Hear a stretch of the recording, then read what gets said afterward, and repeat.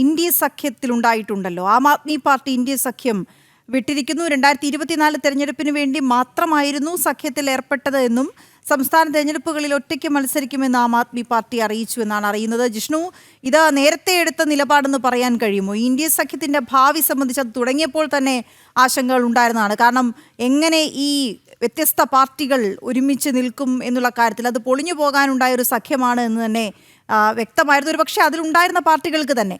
ഇപ്പോൾ ആം ആദ്മി പാർട്ടിയും അത് മുൻകൂട്ടി കണ്ട് തന്നെയാണ് അന്ന് അങ്ങനൊരു നിലപാടെടുത്തതും ഇപ്പോൾ പുറത്തേക്ക് പോകുന്നതും. ജിഷ്ണു,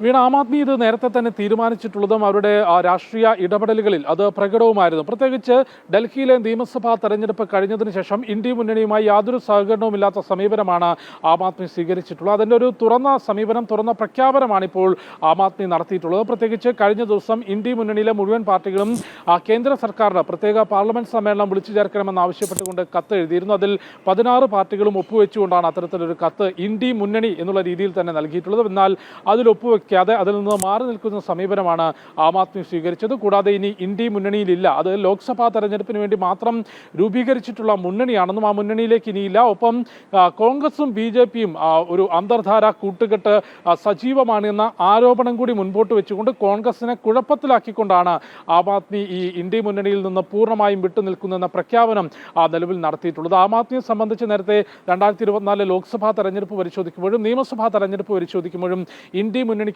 നിൽക്കുന്നത് അതുകൊണ്ട് യാതൊരു തരത്തിലുള്ള രാഷ്ട്രീയ നേട്ടം ഉണ്ടാക്കാനാകില്ല എന്ന് തിരിച്ചറിഞ്ഞിരുന്നു. പ്രത്യേകിച്ച് 2024 ലോക്സഭാ തെരഞ്ഞെടുപ്പിലും മുൻപ് 19ലും അതിനു മുൻപത്തെ ലോക്സഭാ തെരഞ്ഞെടുപ്പും പരിശോധിക്കുമ്പോൾ ഡൽഹിയിൽ ആം ആദ്മിക്ക് മുൻപ് നിയമസഭയിൽ ഭരണമുണ്ടായിരുന്ന സംസ്ഥാനത്തും 7 ലോക്സഭാ സീറ്റും BJPക്കൊപ്പമാണ് നിന്നിട്ടുള്ളത്. അതുകൊണ്ട് ഇന്ത്യ മുന്നണിയെ കൊണ്ട് ആം ആദ്മിക്ക് യാതൊരു രാഷ്ട്രീയ നേട്ടവും ഉണ്ടായിട്ടില്ല. നിലവിലെ സാഹചര്യം പരിശോധിക്കുമ്പോൾ പഞ്ചാബിൽ നിലവിൽ ആം ആദ്മിക്ക് ഭരണമുള്ള ഒരേ ഒരു സംസ്ഥാനം, ആ പഞ്ചാബിൽ 2 വർഷത്തിനകം നിയമസഭാ തെരഞ്ഞെടുപ്പ് നടക്കാൻ പോവുകയാണ്. അത്തരത്തിൽ നിയമസഭാ തെരഞ്ഞെടുപ്പ് നടക്കുമ്പോൾ കഴിഞ്ഞ നിയമസഭയിലെ കണക്കുകൾ പരിശോധിക്കുമ്പോൾ കോൺഗ്രസിനെയാണ് ആം ആദ്മി, അല്ലെങ്കിൽ കോൺഗ്രസിന്റെ വോട്ടുകൾ നേടിയാൽ മാത്രമേ ആം ആദ്മിക്ക് ഭരണ തുടർച്ച ഉറപ്പാക്കാൻ സാധിക്കൂ. അതുകൊണ്ട് കോൺഗ്രസിനെ എതിർത്ത് നിൽക്കുക, ഇന്ത്യ മുന്നണിയിൽ നിന്ന് പുറത്തു പോവുക, വളരെ വ്യക്തമാണ് ആം ആദ്മിയുടെ രാഷ്ട്രീയ തന്ത്രം. അതിനപ്പുറത്തേക്ക് വീണ ചൂണ്ടിക്കാട്ടിയതുപോലെ ഇന്ത്യ മുന്നണിക്ക് എത്രത്തോളം നിലനിൽക്കാൻ സാധിക്കും എന്നുള്ളതാണ്. നേരത്തെ 2019 മഹാഗഡ്ബന്ധൻ എന്നുള്ള രീതിയിൽ NCPയും കോൺഗ്രസും ഒപ്പം ചന്ദ്രബാബു നായിഡുവിന്റെ പാർട്ടിയും തൃണമൂൽ കോൺഗ്രസും എല്ലാം നേതൃത്വം നൽകിക്കൊണ്ടൊരു മുന്നണി രൂപീകരിച്ചിരുന്നു. അത് തെരഞ്ഞെടുപ്പ് താണ്ടാൻ പോലും 2019 ആ മുന്നണിക്ക്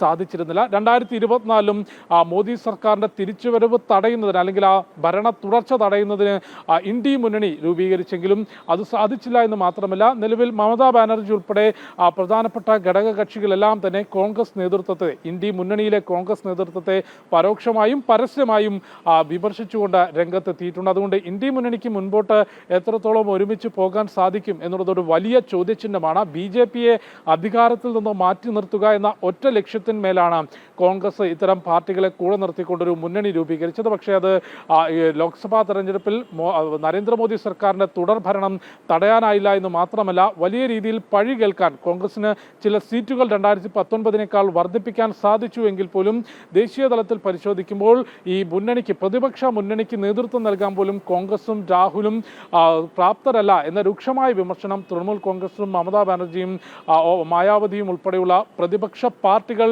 പരസ്യമായും രഹസ്യമായും പറയുന്നതിനിടയിലാണ് ആം ആദ്മി ഇന്ത്യ മുന്നണി വിട്ടുപോകുന്നത്. ശരി ജിഷ്ണു.